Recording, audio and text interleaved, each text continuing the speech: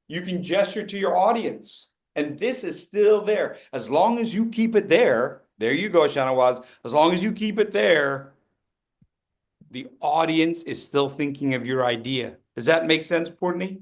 Yes, your When the object. gesture disappears, the idea goes away. The third D is dimension, is the dynamic of the gesture. Do this with me. Just do this, simple. Let's call this a 5, okay? Make it a little larger, it's a 6.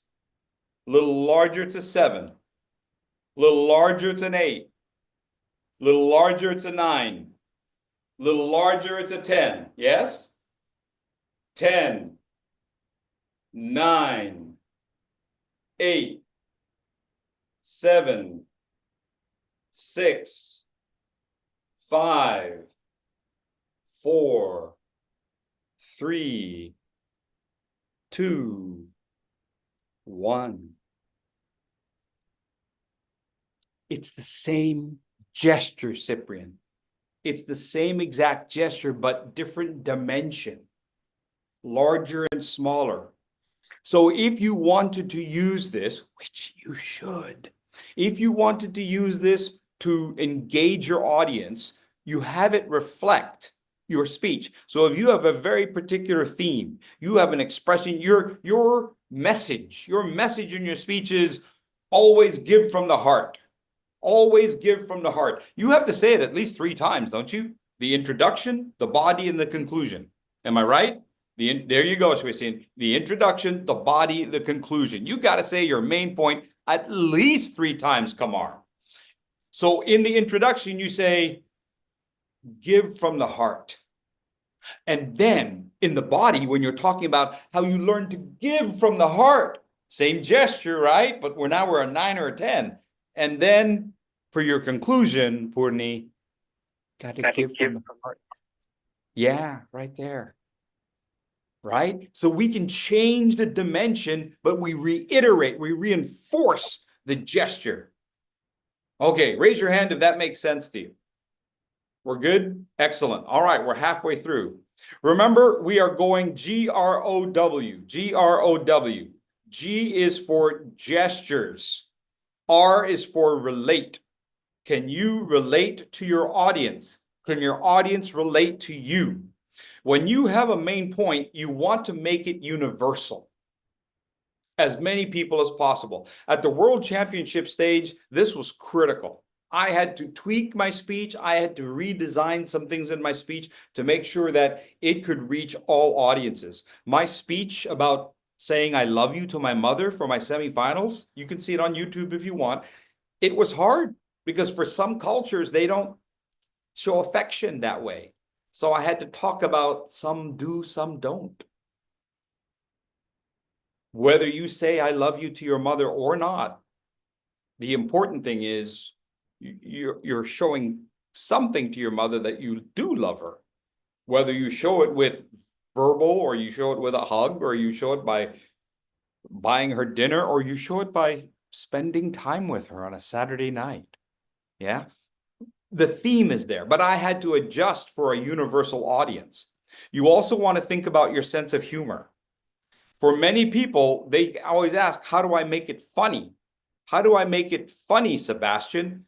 And one of the things I do to make it funny is I think of things that are universal. What ways can I bond with my audience? In what ways can I share with my audience?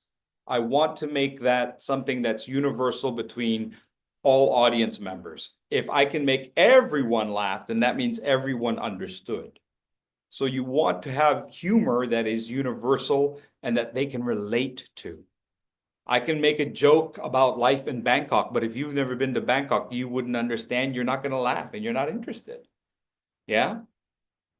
So therefore, instead of making a joke about life in Bangkok, I would make a joke about mother-in-laws. Yeah, exactly, Shanawaz. You understand, right? He's like, I can smile, but I can't laugh out loud because she's in the other room. I get it, Shanawaz. We're going to protect you. We're going to protect you, man. Now, there are 3 universal M's in the world, Cyprian. The first is math. The second M, music. The third M, mother-in-laws. All right. Vulnerability is another way to relate to an audience. Vulnerability, showing your emotions, not hiding behind something. Get it? You see what I did there? Don't hide behind something. Don't, right? Don't stay there. Sometimes your visual aids, they start to thinking that they're important. So be vulnerable, revealing your heart to the audience. A moment of pain can sometimes be what the audience needs to relate to you. That's why I was talking about mother-in-laws. You know, moment of pain. Okay, beyond that, we're moving forward. Although I can tell that Sandeep is like, yes, keep preaching, brother, keep preaching. GRO, the O is orchestration. The O is orchestration, talking about pitch, talking about power, talking about pauses. Get it? Pitch, power, pauses. I know Johan was thinking pauses, like a bear cub paw? No, pauses.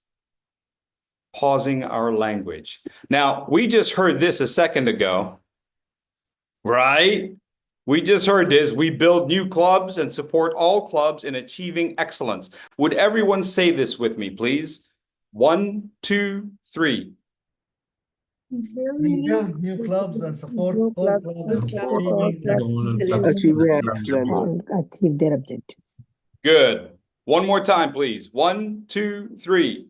We build We new build New clubs clubs Support help clubs all and all support clubs to clubs. achieve their Achieving objectives. We excellence. build new clubs and support all. Achieve them. All clubs to achieve their objectives. Excellent. Very good. Now, what I'm going to do is I'm going to raise and lower my hand. When I go higher, I want you to let your voice go up. And when I go down, I want you to let your voice go down. All right? We're going to start at the middle. You guys can see my hand there, right? All right. That's a little better.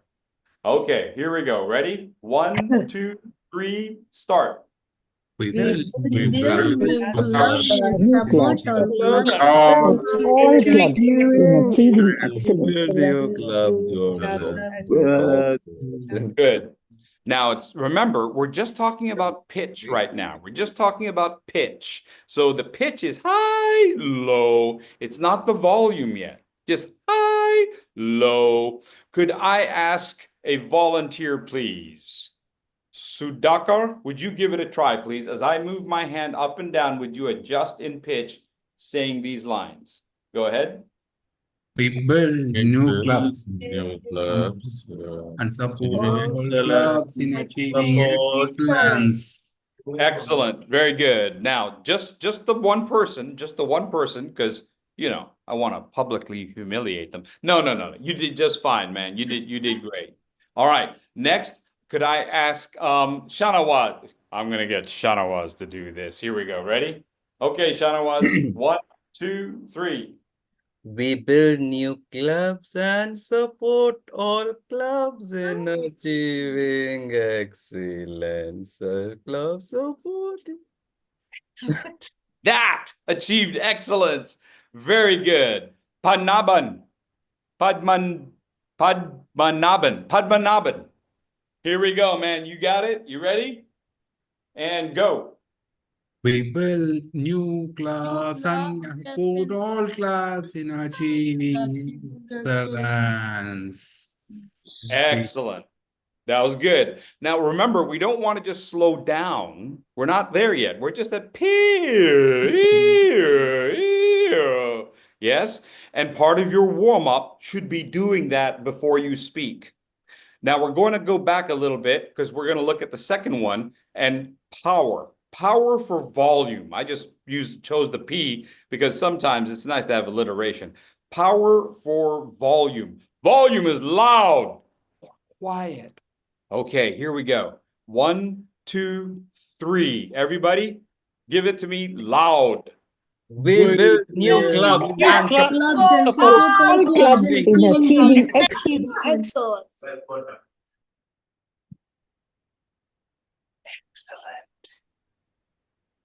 Take a look around. Have you irritated everybody in your family? Your office?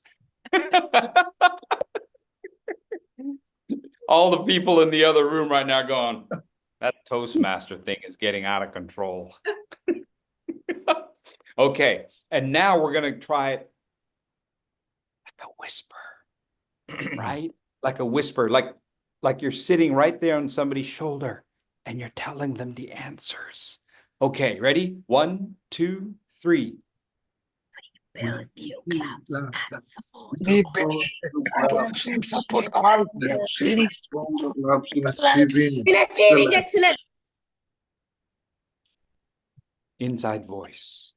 Inside voice. Achieving excellence. excellence. So Achieving- what we want to do is in our speeches, we want to use our vocals where we need it. They can't always be at the same loudness. They can't always be at the same lack of loudness. We have to use it. Okay. The next one is pausing. And that's where you put a pause somewhere in the middle of this. So I'm going to ask Tariq, may I impose on you to put 1 or 2 pauses into the middle of some of this, and let's see how you make that work. Go ahead, sir. We build new clubs and support all clubs in achieving excellence. Fantastic. Rock and roll, sir. Rock and roll, Shui Xin. We build new clubs and support all clubs in achieving excellence. Very good. Moving forward, we have words. G-R-O-W. The W is for words. Now, there are 2 ways to look at words. The first is when the structure is macro. We're looking at plot, we're looking at character, we're looking at conflict, we're looking at pivot points. By macro, I mean big picture. You know, if you've ever taken off on an airplane, you are on the ground and everything is big, yes? But when you go 10,000 feet in the air, as you take off, everything seems really small. Yeah? Or when you climb a mountain, you're like, oh, look, everything looks a little puny. Everybody looks like a little ant down there.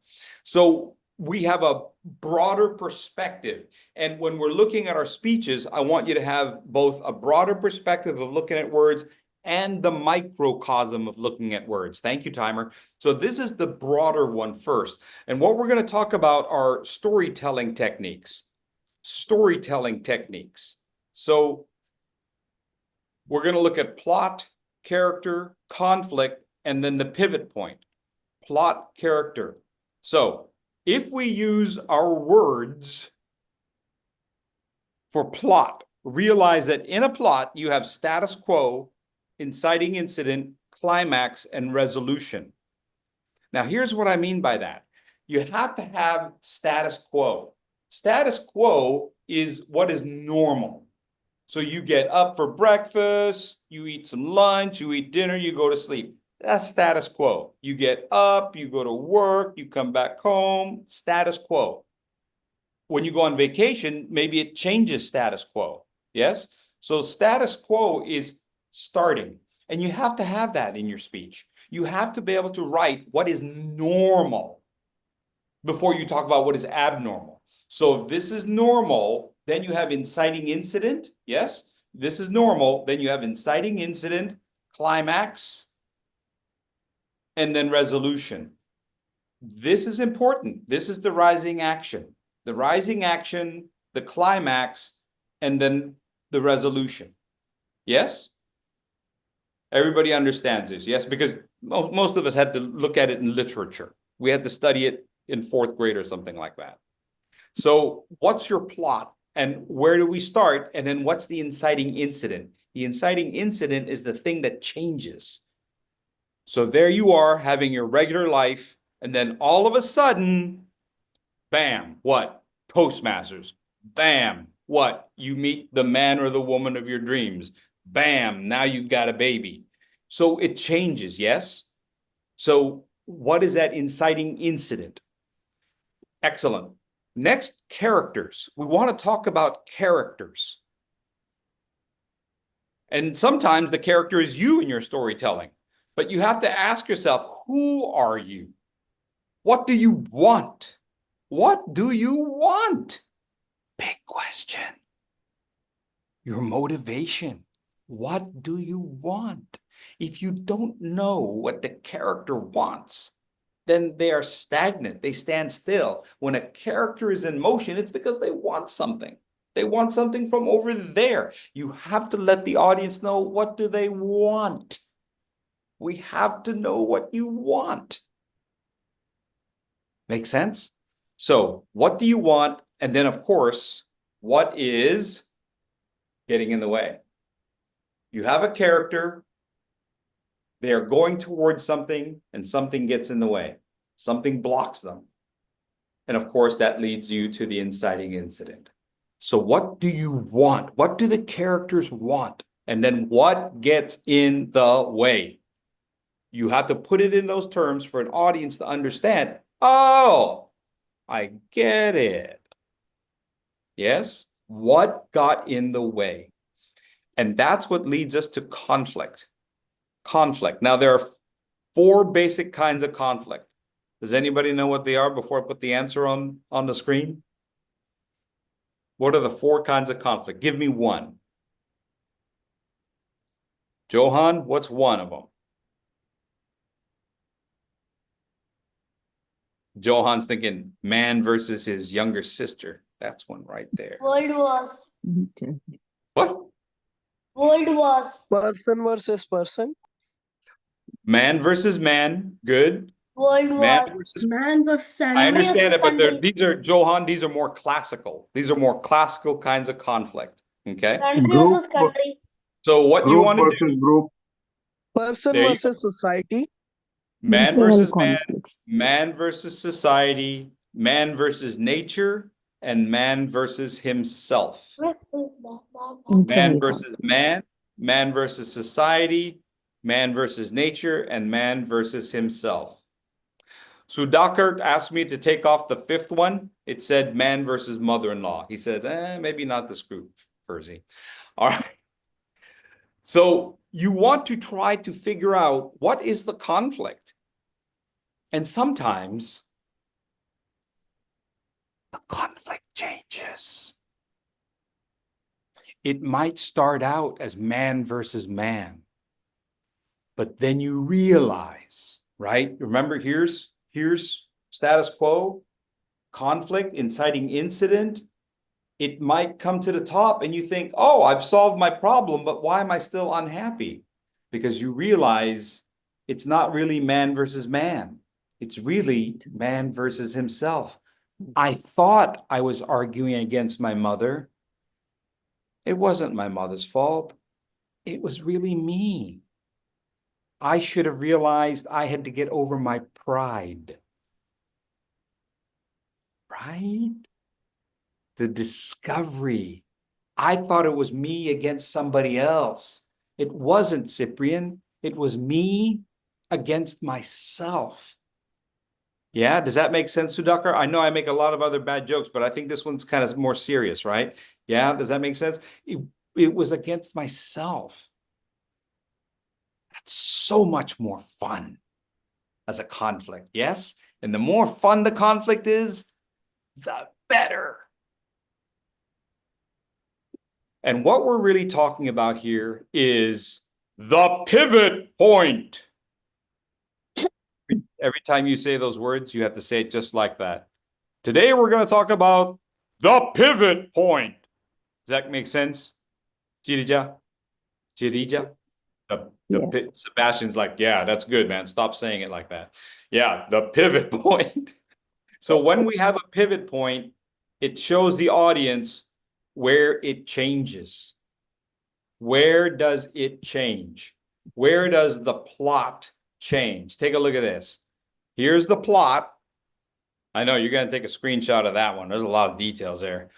Here's the plot, the inciting incident, the climax, the resolution. All of those places are the pivot point.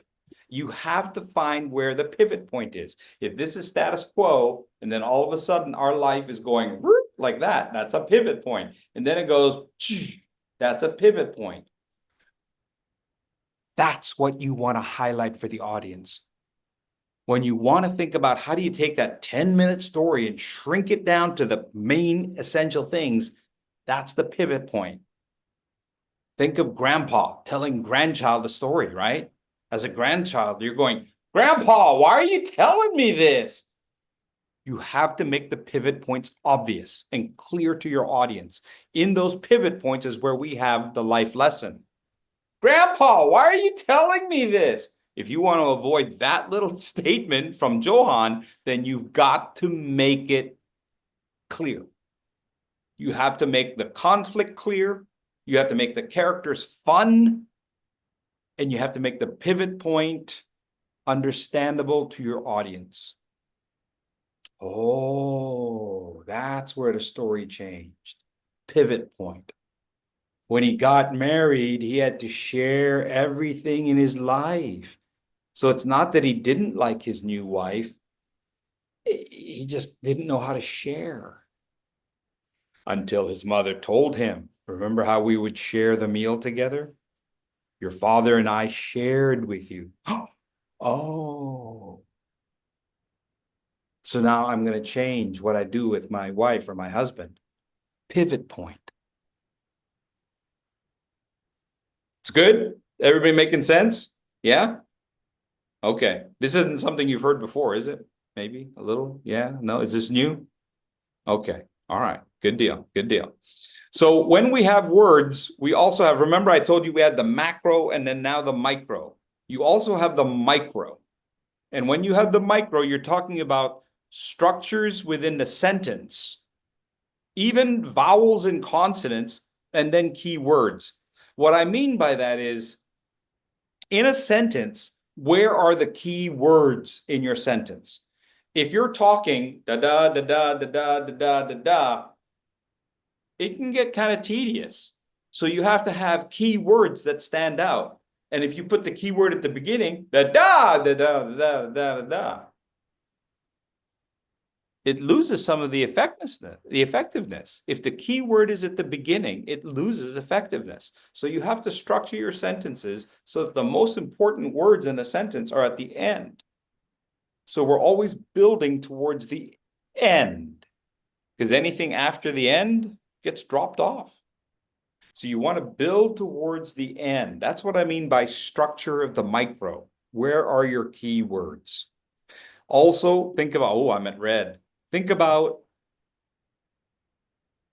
how you build a salad. You know, in a salad, you have all kinds of different things in there, right? And sometimes you have one key thing. There's one key flavor. That's the imagery. And then sometimes there are things in there that you eat 2 or 3 of, like a tomato. Not the whole salad's a tomato, just 2 or 3 tomatoes in your salad. Repetition, and then you have alliteration and rhyming. Rhyming is what makes it sweet.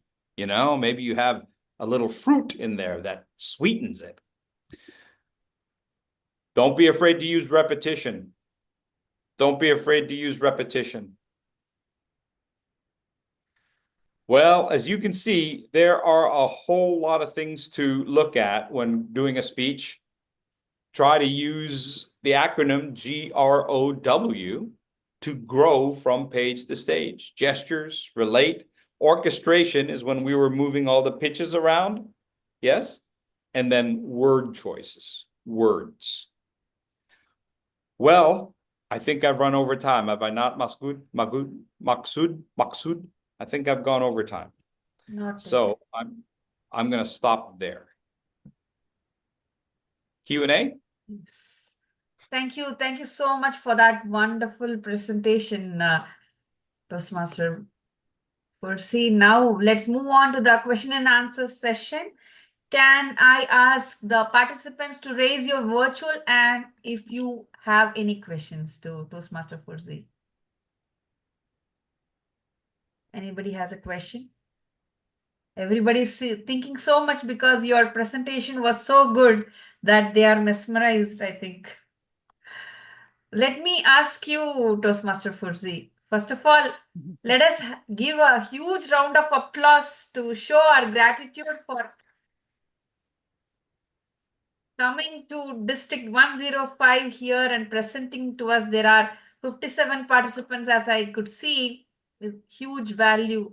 And we are truly grateful for your presence, Toastmaster. So I see the first hand raise up from Girija. It's not Girija, it's Girija, Toastmaster Fursey. Girija. Yes. Thank you. Please ask a question, madam. You are muted. Thank you. It was a wonderful, engrossing presentation. My question is, you talked about we reach the pinnacle. When we are unfolding a climax, you talk about that, say there is a conflict, and you're talking about the pinnacle point. Where did it reach? Then the denouement comes, where you realize certain things. So where do you give the emphasis? Do we give it at the crisis point? Or do we break down the learnings and then there we give emphasis and pauses more? Because the Great time is very question. limited. Great question. You know, you've got to emphasize all of them. They all have to be clear. But I think where most people make a mistake is they think that the crisis point is the most important part, the conflict. But if you'll notice, when teachers draw this out, well, maybe not all teachers, but I tend to feel if this is status quo, and then we have rising action and conflict and denouement, nice French word there, Girija, and then it falling action, right? And then it ends here. You'll notice it doesn't end here. It ends here. Why is it a little higher? Because that is what the character The learned. learning curve. Yes. Our lives cannot be the same. We must not end at the same exact place we started. Otherwise, why did we go on the journey? So I think it must be clear that this is emotional, but this is the discovery. This is the aha. I know that my life can never be the same because of that. Got it. Thank you so much. So much. Very often we hear people stopping at the climax and not talking about what they learned. And then Yes, I keep thinking about it. Thank you. Thank you. Thank you, Toastmaster Girija. Let me move on to the next person. DTM Sudhakar, may I ask you to ask a question, please? Thank you, Toastmaster Fursey, for the wonderful presentation. My question is, when you move from a smaller audience to the larger audience, how do we differ and then present ourselves? If I use the same technique, will it work from a small audience to, let's say, like a more than 100 group of audience? Are you speaking of the presentation or the writing of the script? Presentation of my script. Then what you want to do is be thinking about adjusting the dimension, not just of your gestures, but the dimension of your voice. Understanding that everyone in the audience has to feel like you're speaking to them. So if I've got 10 people, then for like a club contest, then here's my 10 or here's my 20. But if I'm speaking to 100, then I'm sending words out and letting them land. Yes, I'm sending it out and letting it land. And you also have to be aware of the space that you're in. Before I spoke at the World Championships, I would sneak. I had to sneak. They wouldn't let me in. I had to sneak into the rooms. And I tested the acoustics. Like I would speak and I would listen for how long it took for the sound to come back. Sound waves. Because if I send my sound wave out, and then it bounces back, and then I send the next one out before. That's when it sounds muddled. That's what happens to sound when you speak too fast. You're like, what is he saying? So you've got to send it out, let it come back. Send it out, let it come back. When you have those bigger audiences of 100, you have to let the back row know, I'm speaking to you. Gesturing, your pitch goes up, down. And by the same token, if your speech is like this, but there's only 5 people, then you can't do it like this. You have to adjust. I had to do it like this. Right? I can still be dynamic, but I'm not going to blast them. I'm always going to make sure that I sound like that little voice right on the top of your head. It's funny because right where you are, Sudhakar, take a look at Sudhakar. It looks like the little guy's right on his shoulder, doesn't it? And that's exactly what you have to be when you speak. You have to be right on this voice. You have to be a voice right there on your audience's shoulder going, this is what's important. This is what's important. And you talk to people. You talk to them like you're right here. Thank you for that answer. So before I take the question from Toastmaster Shanavas, I would like to ask my question to you, Toastmaster Fursey. So we always want to maintain the authenticity, but what is a fine line between being vulnerable and being authentic, and also not to disclose too much of our personal information out there in front of an audience? That's always confusing for me. Can you please enlighten us on that, please? Thank you so much. You can be absolutely authentic and do all of that. What you have to gauge is too many details distract our audience. Right? So if your audience is going here, you can step aside and say there's this one little thing, but then come back. You can go off and then come back. But if you go off and you're like, well, you know what? You're like, Grandpa, why are you telling me this? So you got to pull Grandpa back into it and know where you're going. Okay. Thank you so much. That helps. So now let me ask Toastmaster Shanavas to ask his question. Yeah, good evening, Toastmaster Fursey. It was a lovely presentation. My question is, sometimes we script our speeches very well, and we start, the initial start is with very lot of energy, and we can feel the audience is getting excited. But after some time, we realize that maybe the audience are getting a little bored, or they're getting a little bit, face expressions are nil. So how to get them back to that like energy level? Pause. Pausing pulls people back in. Repetition pulls them back in. You make a connection.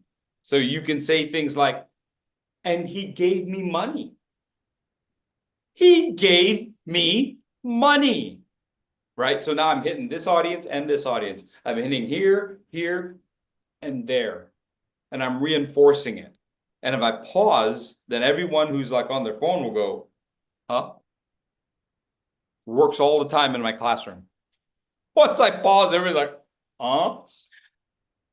You can reinforce in different ways. And this is why sometimes in speeches you hear this. So, fellow Toastmasters, and so, ladies and gentlemen, and so, friends, why did we really need to say that? It's because we feel like we have to regain traction. Like, oh, I'm losing my grip. I need to regain my audience. So we have to find more sophisticated ways to pull in our audience. Otherwise, that simple little phrase, and so, fellow Toastmasters, that's when we feel like we lost authenticity. It feels a little, feels a little like, you're kind of mailing it in. This is the 30th time you've done it, and now you're feeling like, whatever. No, you keep your authenticity, Courtney, what you were asking earlier, you keep your authenticity by reinforcing, And remember the conflicts we were talking about? Those are hard, especially the one inside. Those are hard. So slow down, because it's hard to say. And if you look at my semifinal speech on YouTube, you'll see where I had to, I love you. Those are not easy words to say, right? And so you have to say it in the same way that, indicates this was the conflict. This was the level of difficulty. This was the hard part, I hope this makes sense for you. Yeah, thank you. It really was great. Thank you. Thank you so much. I saw DTM Bipin raise his hand. May I ask you to please unmute yourself and ask a question, please? Thank you. Toastmaster Fursey, this was an amazing presentation. I really loved every minute of it. My question is, how do you define stage presence and how do you enhance stage presence? Stage presence, some people say you either have it or you don't. You either have it or you don't. It's a gift that you have. The best that you can do is put a bow on it. I think there are some things that you can do to increase some of your effectiveness on stage. Gestures, the elbows out, increases the size. Look at that, right? Could you imagine the guy on the top of the mountain of the background if he was up there on top of the mountain going, yay? No. Yay, right? Yay. Yay. Where you're breaking the boundaries of what people expect you to do. When you break from what people expect you to do, it's more interesting. And so that's one way to increase your presence. Being able to take in the space. Understanding the space is part of your presence. Understanding that space. Like I said, I went into those rooms by myself at night in the dark. I couldn't turn the lights on. The lights weren't on, but I whispered my lines. So I knew exactly what the acoustics were like, and I could hold presence even in the silence. A lot of people remember my finals speech because I was doing crazy things in a chair, right?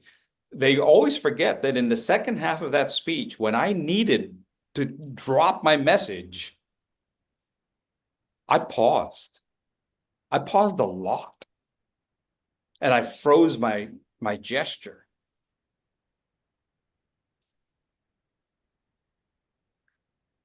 I let people see that gesture in the chair.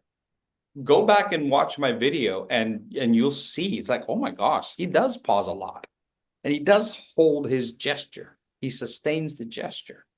And so everything that I teach, that I share with you, I practice, I just want to say we are having an event this weekend that if you want to do some of your practicing, you can do it as well. So I'm going to put this up on the screen and then we can take a few more Q&A if you need to. Thank you. Thank you for that.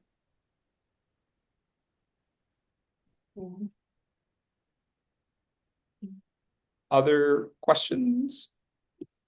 The next question is thank you, DTM Bipin, for that question. Next question is asked by Toastmaster Ran Birpal Singh.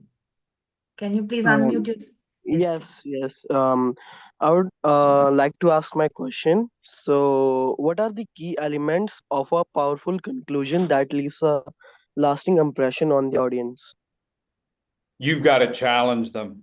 Not only what you as the speaker learn from it, but what they should learn from it. Okay. What is it that they have to learn from, that they must learn? They have to learn.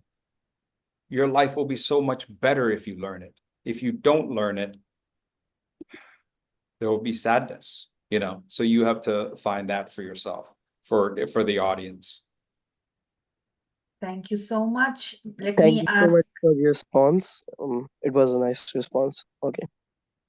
Thank you. Let me take the last question from Toastmaster Shabnam. Said, please unmute yourself. Good evening.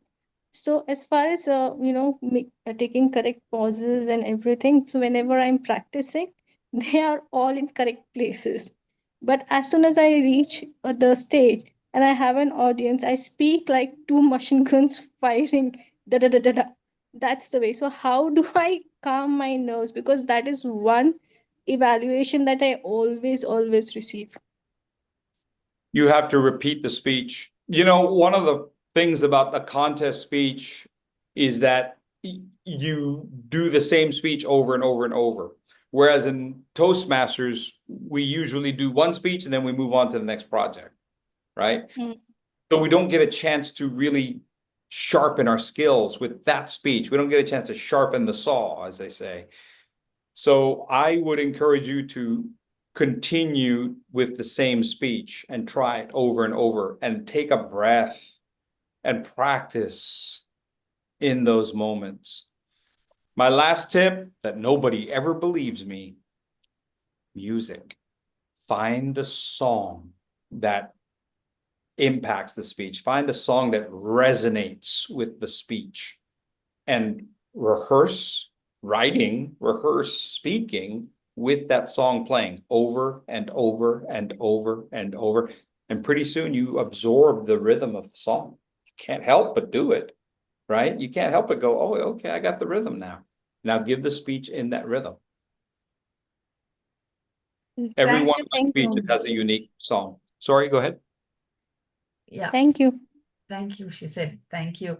Thank you so much, Toastmaster Shabnam and Master Aniruddha. I think we have passed the time. We have to close the session. Thank you so much, Toastmaster Fursey. Once again, a round of applause for Toastmaster Fursey for presenting such a wonderful education session.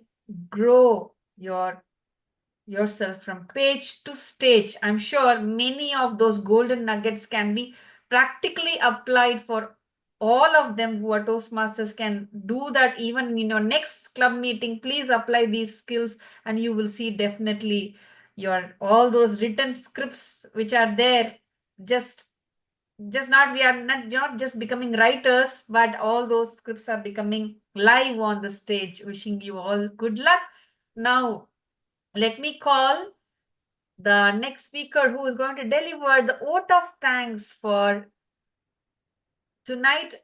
Let me introduce someone who has been a Toastmaster for the past 7 years. He's a club mentor for UR TKS Toastmasters Club, past president of Mana TKS Toastmasters Club, and he is professionally is in the software field, assistant director, area director PQD for area 18. Help me in welcoming DTM Kamar Basha to deliver the vote of thanks. Thank you, DTM Purni. Good evening, fellow Toastmasters and guests.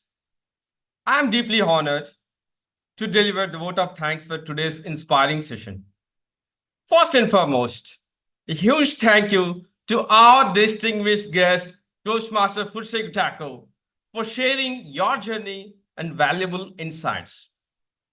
As a 6-time district champion and multiple-time world champion finalist, your experience, your passion, and your words have truly inspired us.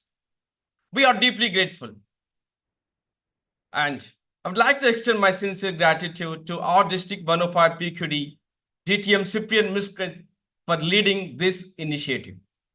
And a special thanks to our District 105 Director, DTM Sajo Victor, and CGD DTM Ramanujam for their support. And to our wonderful audience for being part of this enriching session. And to our PQD Education Training Head, the Captain, DTM Bipin Koryakose, for organizing such a valuable session. And a special thanks to our Toastmaster, Shanawaz, our Sergeant at Arms, for ensuring everything seamlessly. And DTM Punish Dakar, a wonderful moderator, for guiding us through the session seamlessly. Let's not forget our team behind the scenes, who is none other than our timer, Toastmaster Muhammad Maqsood, and our Zoom masters, Toastmaster Krishna and Shanawaz, for making sure this virtual session went off without a hitch. Once again, thank you all for making this session a resounding success. Let's take inspiration what we have gained today and continue to grow as a communicators and leaders in our Toastmasters journey. Have a wonderful evening. Thank you. Thank you so much. Before we close, it's time to felicitate the contributors, the role players of tonight's session. May I ask the Zoom master to display the certificate to our timer, Toastmaster Muhammad Maqsood. Okay, first he has given the certificate to our guest tonight, Toastmaster Fursey Gutiako. Please accept this certificate of appreciation presented to you for your valuable support as trainer for the educational session Page to Stage, powered by Program Quality Team of District 105. Thank you so much, sir.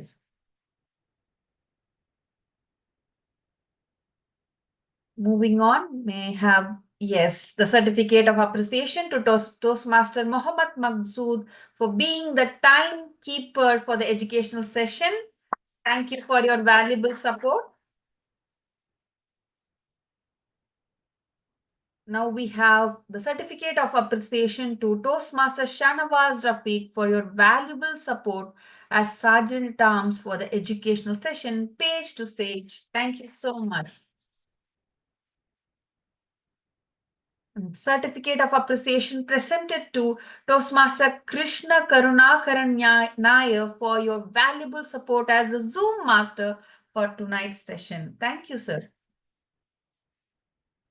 And last but not the least, to Toastmaster Kamar Pasha, the certificate of appreciation is presented for your valuable support in assisting for the educational session and for presenting the vote of thanks. Thank you so much. And yours truly, thank you for appreciating my efforts as a moderator for tonight. Thank you. So with that, we come to the end of this session. Thank you for everybody who made it possible. Our guests, the role player, the district team was put in all their efforts to make it possible. And all these wonderful participants who are here from the beginning till this time, till the end of the session. Thank you one and all. Good night. See you all.